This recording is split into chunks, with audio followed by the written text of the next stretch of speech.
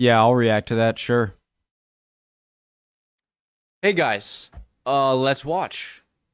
Especially with how America is acting right now, I'm sure the rest of NATO is even happier now that Sweden and Finland joined when they did. So, Sweden's impact on NATO, preemptive like. Let's go. NATO channel. Right now. Right now, in this area, this is my office. This is my home ground. And it's well worth defending. For more than 2 centuries, Sweden kept a position of military neutrality. But in 2024, that changed. So post-Napoleonic Wars. That the mother of all unintended consequences for Russian strategic thinking. If Russia had one objective with Sweden and Finland, it was to keep them outside of the alliance, and by Russia's full-scale invasion, now we are part of NATO. But what does this Nordic nation, home to 10.5 million people, bring to the NATO alliance? We do not come empty-handed. We do bring I can think of 3 things. So yeah, they don't have much, 10 million people, around 10 million, but you have a very good, first of all, you're a very technologically advanced nation, so I'm sure a lot of cyber warfare stuff they're great with, and other, information. Also, you have a pretty darn good Navy and Air Force, and you have the island of Gotland, which is definitely the most important island in the Baltic Sea, and probably one of the most important islands in the world right now. So, yeah, big deal. bring a lot of humility as a new ally, but we also bring a lot of capability. So we definitely want to see ourselves as a net provider of security.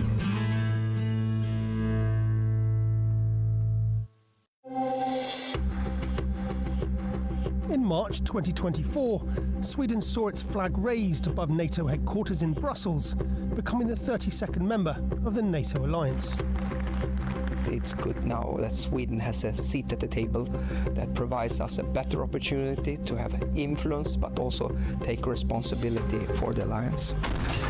Putin's full-scale invasion of Ukraine the turning point for a country that would otherwise have stayed militarily neutral, as it had done for the past 200 years.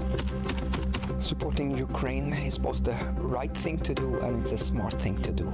Of course, this is about decency and it's about humanity and standing up for the Ukrainian people, but it's also upholding principles which are crucial for a smaller country like Sweden. Rule of law, the European security order, and a rules-based international order. As the nation with the longest coastline on the Baltic Sea, a key strategic waterway connecting northern and eastern Europe, and with its proximity to the Arctic, Sweden's position in Europe is key to Euro-Atlantic security. Leaning on the many, many years of close partnership with NATO, we have embraced a lot of the methodology that comes with standardization and building interoperability. We can now plan and work together, not as a unique entity, but as an integral part of NATO. As a militarily neutral nation, over the years, Sweden manufactured its own military hardware, which was adapted to meet the challenges of the country's unique terrain and climate. Today, Sweden continues to produce advanced equipment, including submarines, combat vehicles. Is that how the beginning of an aircraft? Oh my God. I'd love to watch a video just on this process here.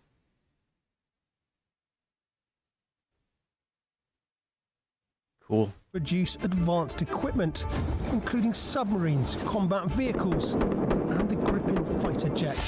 But arguably its most groundbreaking achievement is the Visby-class corvette. It's a multitasking ship. We can use it for submarine hunting and we can use it for air defense and also for the surface operations. The Visby-class corvette is a stealth ship. Its design helps it avoid detection by radar and other sensors, making it very hard to spot. And its ability to navigate through shallow waters. Guys, is it because anyone who might know, when it comes to anti-radar cross section of planes or boats, is it mainly the angles of the boats or planes rather than just the material on the outside, so that you don't have any big flat surfaces to when you get a radar signal that it bounces back in a way that the person trying to receive the radar signal would make it easy for them? Does anyone know? So, do you know what I'm trying to say? Is there something about the material, or is it more just the angles on the profile of the ship? You know, anyone? Its design helps it avoid detection by radar and other sensors, making it very hard to spot. And its ability to navigate through shallow waters makes it ideal for Baltic Sea operations. Our profession is to use this ship in an attack from the archipelago in the Baltic Sea. That's what this ship is built for. We are very familiar with the environment in this region, and this ship is built for the environment around here.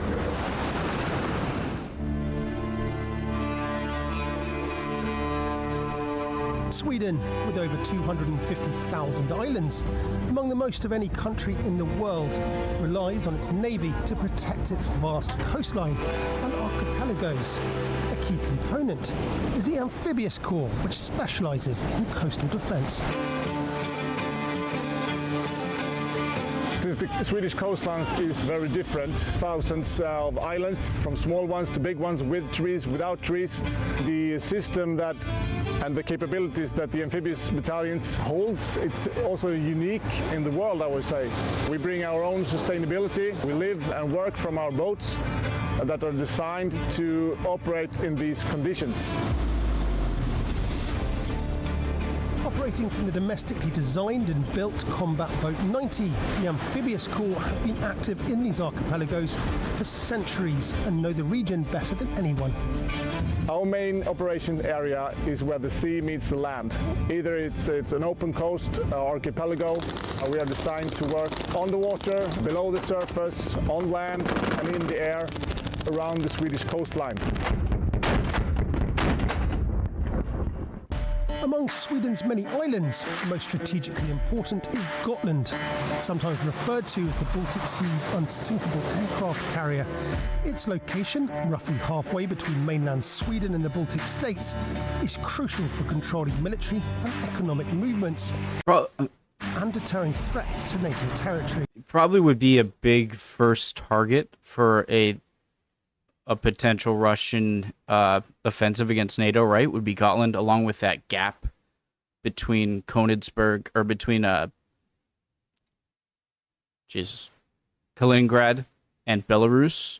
I'd imagine it would be like try and separate the Baltic Sea countries, or Estonia, Latvia, Lithuania. Economic movements and deterring threats to NATO territory.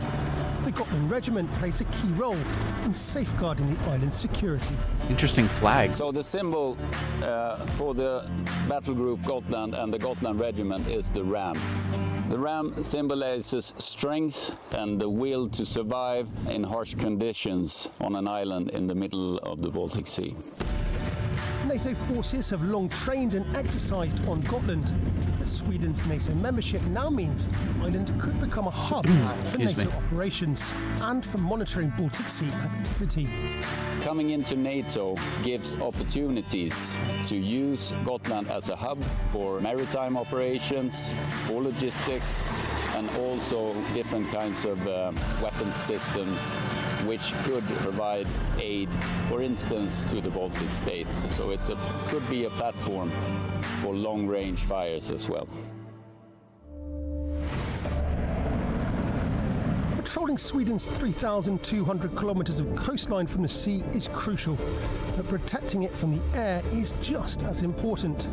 Sweden's Air Force includes its powerful Gripen jets, which are known for their agility, range, and ability to operate. Question.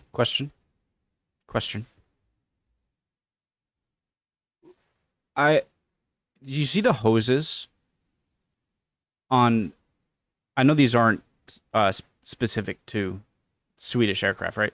But I would imagine the cabin in the aircraft is already pressurized and has oxygen. Is this just for safety precautions, or if they took out the mask, would... I can't speak words. What? Forget it. Never mind. Is oxygen... Never mind. The air is just as important. Sweden's Air Force includes its powerful Gripen jets, which are known for their agility, range, and ability to operate in various conditions. So we always have at least 2 aircraft in constant readiness for air police mission, or to identify, collect information, or to intercept an aircraft coming too close to NATO territory. With a fleet of more than 200 aircraft, advanced radar systems, and a unique concept of air operations, which includes the use of civilian infrastructure such as highways for jet takeoffs and landings if the need arises, Sweden's Air Force adds both capability and innovation to NATO's air defence. Sweden and Finland's accession to NATO means a lot when it comes to geography. We can bring our situational awareness, our early warning concepts, and overall our knowledge of the situation in our region, and combine that with other NATO alliance, which will really strengthen our situational awareness in the High North. Sorry, I didn't... That's a big reason between both Finland and Sweden. I feel like Finland gives a giant defense against that long northern flank into northern Europe on the land border. And so so just in the geography alone, Finland brings that, and Sweden brings both Gotland and their enormous islands, a lot of islands, and enormous coastline in the Baltic to shore up the Baltic. And so just those 2 countries, not even considering their great military strength, just the geography itself is got to be so crucial to NATO. The High North is a harsh and unforgiving environment. And just European defense. Effectively in extreme climates and rugged terrain demands specialised units. Located to the north of Sweden, the Swedish Army's Norrbotten Brigade is specifically trained in cold weather and Arctic warfare. During winter times, we have almost no light, few roads on long distances, and often also in winter time we have the extreme cold, going below 30 minus. So that's a challenge, and we really need to have the right equipment, and of course bringing the unit together, exercising, training in this environment. The Norrbotten Brigade is equipped with tanks and combat vehicles specially designed and modified for Arctic operations. The Norrbotten Brigade. I don't think I've ever seen a tank or a large armored vehicle where it has this long and robust of a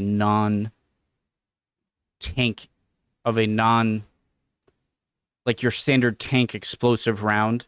I've seen some smaller armored vehicles with a much smaller bored gun that kind of fires in a similar way. But this seems much larger. Is it caliber? Is that the name for it? Of a weapon. I hope I explained that well. Tanks and combat vehicles specially designed and modified for Arctic operations. We are in the training field. We have just dismounted from a CV-90 combat vehicle, and my squad is taking terrain in a forward direction. With a personnel of 1,500, the brigade includes full-time soldiers, reservists and conscripts, all bringing a diverse mix of skills and backgrounds from across Sweden and sometimes even beyond. I'm from Paisley, Glasgow in Scotland. I moved to Sweden when I was young, when I was 6 years old, and I've grown up here, so Sweden has become my home, and makes sense to defend it. Joining NATO, for me as an individual, it means that I get to help not only defend what has become my home country here in Sweden, but the country where I'm from as well, which is the United Kingdom. And so I've learned a lot of things, and I've realised that if you have the right people beside you, you can do pretty much anything. But Sweden's contributions to Euro-Atlantic security go beyond air, land and sea. Space is something that we utilize daily for communication, for weather forecast, for surveillance, wide range of different areas where we actually are very dependent on space. Esrange Space Centre, located in northern Sweden, is a leading European space facility operated by the Swedish Space Corporation. It supports satellite operations, rocket launches and atmospheric research, making it a key asset for space and defence initiatives. Please follow me. In Sweden, but I think also other countries in Europe have learned now what is happening in Ukraine. You need to have space assets that can see actually what is going on and what is to plan and be prepared. That was the awesome. terrestrial network is shut down immediately when the war breaks out. What can you do with space assets? You can have communication, you can do a lot of things with that. And you see also what we are doing with drones and with unmanned vehicles today. They are controlled by space assets, so that is important. If we see a war situation where actually the mobile networks, they are not working, then we will be much more dependent on satellite communication, and we need to be ready for that situation. What is key also is that you have the capability to send off satellites from different places around the globe. We are based out of Europe, and this is the only facility that has these capabilities. Do any countries have the ability to shoot down satellites, like with, currently orbiting satellites? I'm sure it's probably really expensive. Sweden's path to NATO was not one that was taken lightly, but with a war on Europe's doorstep and an existential threat to its borders, the Nordic nation ultimately decided it was safer within the alliance than standing alone. The strength that 32 allies bring together, both in terms of deterrence and of course also the operational capabilities to take up the fight if necessary, is absolutely convincing. And as a NATO member, Sweden's contribution to collective Euro-Atlantic security in terms of experience, equipment and personnel, as well as its geographical location at the heart of Europe's north, means that in both the Baltic and the Arctic regions, NATO is better equipped to protect its populations against any external threat. We have to understand that we are an ally, and as ally you share blood and you're solidaric. And by our accession into alliance, we are safer, but NATO is also stronger, and that makes me proud as a Swede.